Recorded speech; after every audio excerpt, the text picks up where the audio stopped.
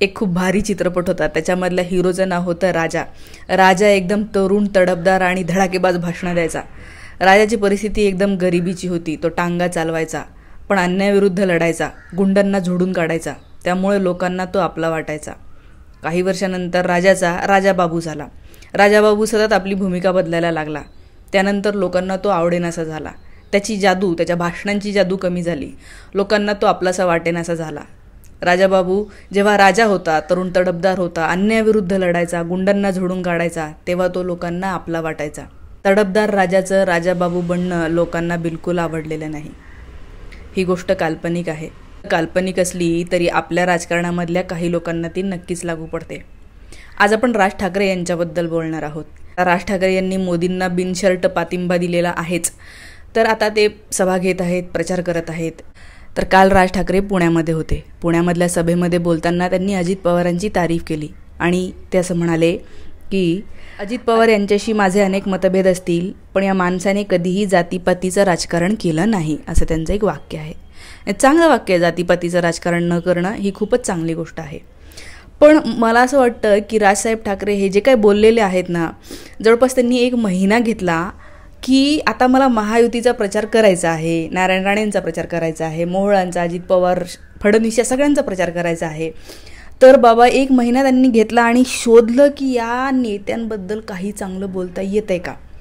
खूप प्रयत्न करूनही त्यांना मला असं वाटतं काहीही चांगलं सापडलेलं नाही आहे. आणि त्यामुळे आता ते अशा गोष्टी बोलायला लागलेले आहेत की आता चांगलं काही सापडत नाही तर मग आपण स्टोरी बनवूया ना. की म्हणजे फॉर एक्झाम्पल लादेन आहे. लादेनची मला तारीफ करायची असेल तर मी काय म्हणेल, लादेन कितीही मोठा दहशतवादी असला तरीही त्याने कधीही दुसऱ्यांचा 1 रुपयासुद्धा खाल्लेला नाही, लक्षात घ्या. कधीही त्यांनी फुकटचा पैसा खाल्लेला नाही आहे, लक्षात घ्या. तर मी जर असं म्हणेल तर तुम्ही मूर्खात काढाल मला एकतर, किंवा तुम्ही म्हणाल की अहो आम्ही काय मूर्ख आहे का. म्हणजे थोडक्यात 70,000 कोटीचा सिंचन घोटाळा जो माणूस करतो त्याची तारीफ करायला दुसरं काही सापडलेलं नाही आहे, म्हणून आता त्यांनी जातीपातीचं राजकारण केलं नाही, ही खूपच महान गोष्ट आहे असं काहीतरी ते सांगायला लागलेलं आहे. बरं, हे आता राज ठाकरे यांच्या वक्तव्यावर लोकांच्या ह्या कमेंट्स बघा. शोभतंय तुला हे सगळं, सुपारी सम्राट. नेक्स्ट कमेंट आहे डबल ढोलकी, सुपारी किंग, माननीय राजू पेंटर. आता राज ठाकरे यांना मानणाऱ्या काही लोकांना वाईट वाटू शकतं या शब्दांनी, परंतु ज्या राजकारणाला तुम्ही घाणेरडं म्हणता, तुम्ही म्हणता की हा व्याभिचार आहेत आणि तुम्हीच अशा व्याभिचारी करणाऱ्या, पक्ष फोडणाऱ्या लोकांच्या सोबत जाता, तेव्हा लोक तुम्हालाही तसंच म्हणणारे असतात. मला वाचवा, आठवतंय काय बोलला होता राज ठाकरे यांनी अजित पवारांची इतक्यांदा मिमिक्री केली होती, इतक्यांदा टीका केलेली होती. आता मी हे म्हणत नाही की टीका कधीच करू नये, टीका करावी, त्यांच्यासोबतही जावं, पण तुम्ही काय बोलताय. म्हणजे लोक म्हणायला लागलेले आहेत मनसे वॉशिंग पावडर. त्यानंतर राज ठाकरेंचे ह्याच भाषणामधले हे शब्द बघा. अजित पवार या माणसाने कधी जातीपातीचं राजकारण नाही केलं. मी आजपर्यंत सगळ्या गोष्टी पाहत आलो त्यांच्या. शरद पवार साहेबांबरोबर राहून पण त्यांनी कधी जातीपातीचं राजकारण केल्याचं आजपर्यंत मला आठवत नाही. आणि हे सगळं जे जातीपातीचं विष हे 1999 सालापासून जे कालवायला सुरुवात झाली आहे. इथे संभाजी पार्कमध्ये राम गणेश गडकरींचा पुतळा उखाडला गेला होता. त्या जेम्स लेन प्रकरणामधनं विष कालवलं गेलं. का विष कालवलं गेलं? कारण तुम्ही जातीकडे पाहावं आणि आम्हाला. ते असं म्हणतायत की अजित पवारांनी जातीपातीचं राजकारण केलं नाही, पण 1999 पासून महाराष्ट्रामध्ये जातीचं राजकारण सुरू झालं. आणि त्याच्यामध्ये ते उदाहरण देतात, राम गणेश गडकरी यांचा पुतळा हटवण्याचं उदाहरण देतात. आता याच्याविषयी मी थोडक्यात तुम्हाला सांगते. राम गणेश गडकरी हे खूपच मोठे साहित्यिक आपल्या मराठीमध्ये होऊन गेलेले आहेत, पण त्यांनी एक नाटक लिहिलं होतं राज संन्यास नावाचं, आणि त्या नाटकामध्ये त्यांनी छत्रपती संभाजी यांच्याबद्दल चुकीची विधानं लिहिलेली होती. आता अर्थातच गडकरींनी ती विधानं काही शिवाजी महाराजांना, संभाजी महाराजांना पाहिलेलं नव्हतं. ती विधानं काही पुस्तकं वाचूनच केलेली असणार आहे, पण ती विधानं अत्यंत आक्षेपार्ह होती.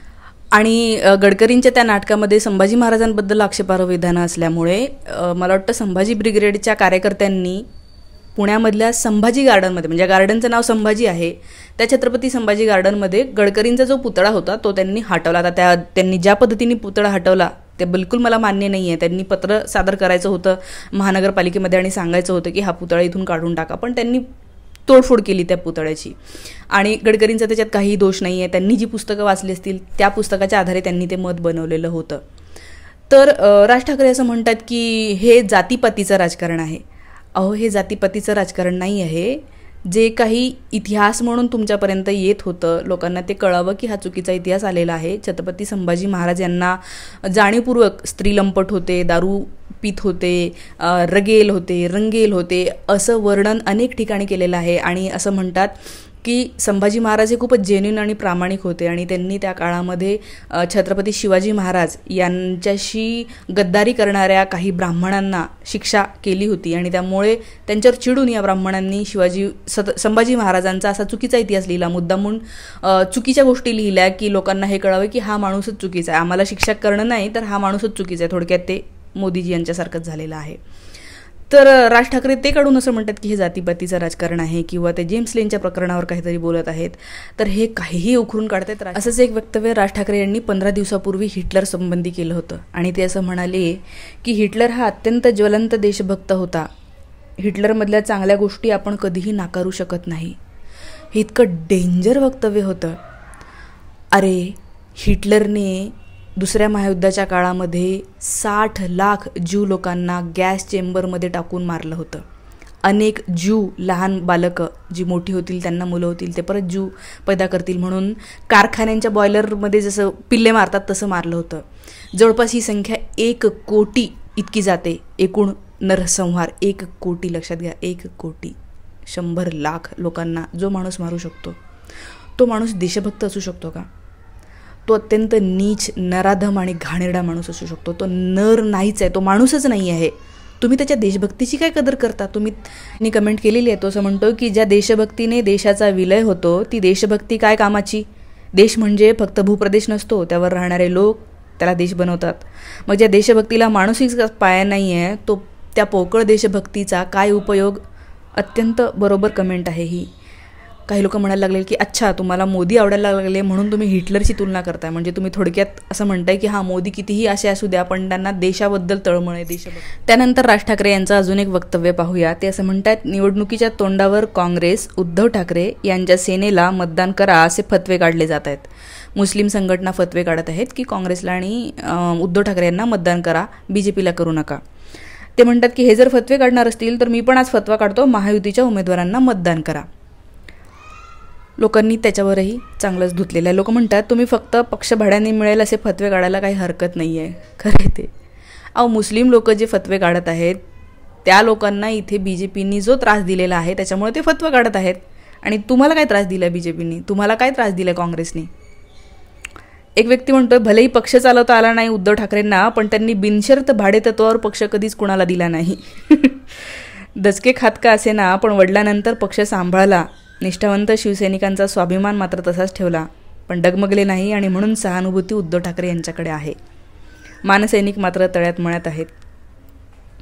एक व्यक्ती म्हणतोय की मराठी माणसांनी तुमचं ऐकणं सोडून दिलेलं आहे, तुमच्याकडे दुर्लक्ष केलेलं आहे. तुम्ही एकमेव नेता होता की मराठी माणसाविषयी भूमिका मांडत होते, पण आता मराठी माणसाचाच तुम्ही विश्वासघात केला आहे. खरोखर मलाही सेम वाटतं. पुढची व्यक्ती म्हणतो हे चुकीचं बोलत आहेत, आपण महाराष्ट्रामध्ये रोजगार गुजरातला पळवले जात आहेत हे आपण याच्या आधीही बोललेलं आहात, पण आता तुम्ही बोलणं बंद केलं. राज ठाकरे यांनी विचार करायला पाहिजे.